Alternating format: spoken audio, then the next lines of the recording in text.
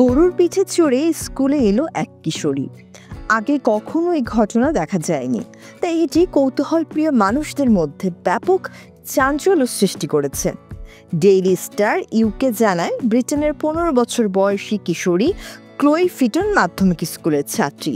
তার বাবা 43 বছর বয়সী রবার্ট লুইস একজন কৃষক। গত 30 জুন ছিল স্কুলে তার শেষ দিন। দিনটি উপলক্ষে সমাপনী উৎসব আয়োজন করা হয়েছিল। এটা ওই দেশে দীর্ঘদিনের সংস্কৃতি। স্কুলের প্রত্যেক শিক্ষার্থী দিনটিতে সবার দৃষ্টি আকর্ষণের জন্য বিচিত্র সাজে সেজে আসে। বিষয়টি নিয়ে ক্লো তার বাবা রবার্টের সঙ্গে আলোচনা করে এক ব্যতিক্রমী সিদ্ধান্ত নেয়। কৃষক বাবার ওয়েসিস নামে 5 বছর বয়সী একটি গরুর পিঠে চড়ে হাস্যকরভাবে গ্রেটার ম্যানচেস্টারের বোল্টনে তার স্কুলের উৎসবে উপস্থিত হয় ওই ছাত্রী। এটি তার সহপাঠী ও অন্য অভিভাবকদের দৃষ্টি আকর্ষণ করে। ভিডিও ফুটেজে দেখা যায়, ওই ছাত্রীকে গরুর পিঠে চড়িয়ে তার 5ম প্রজন্মের কৃষক বাবা ও 19 বছর বয়সী ভাই থমাস তাকে নিয়ে যাচ্ছেন। তাকে দেখতে লাগছে ঠিক রাজকুমারীর মতো।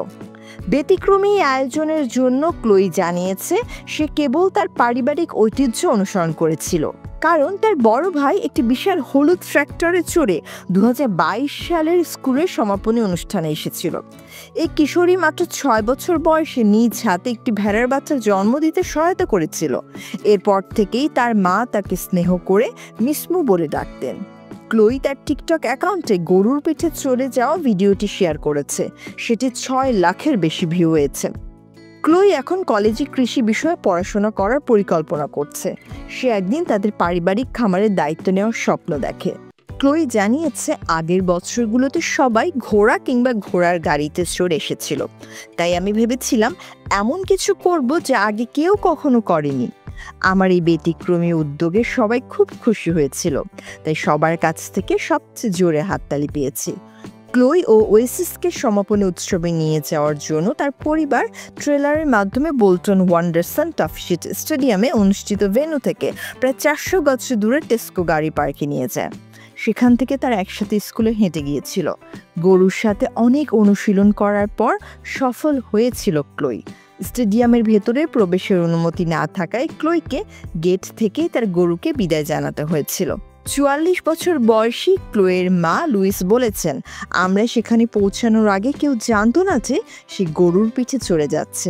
আমরা যখন সেখান থেকে ফিরে আসি তখন সবাই গরুর দিকে তাকিয়েছিল। ক্লোই গরুর পিঠে চড়ে এবং আমরা হেঁটে গেলাম। টেস্কো গাড়ি পার্কে আমরা গরুটিকে রেখেছিলাম। গরুটিকে দেখে কয়েকজন প্রশ্ন করেছিল।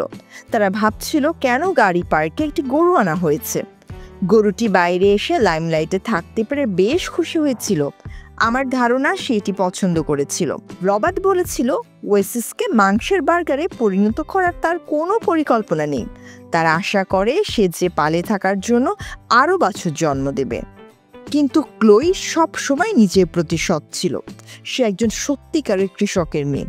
একজন কৃষক ও গরু পালনের পুরো ব্যাপারটি খুব মজার এবং অসাধারণ। ক্লোই এটা বুঝতে পারে, তাই সে খুব খুশি।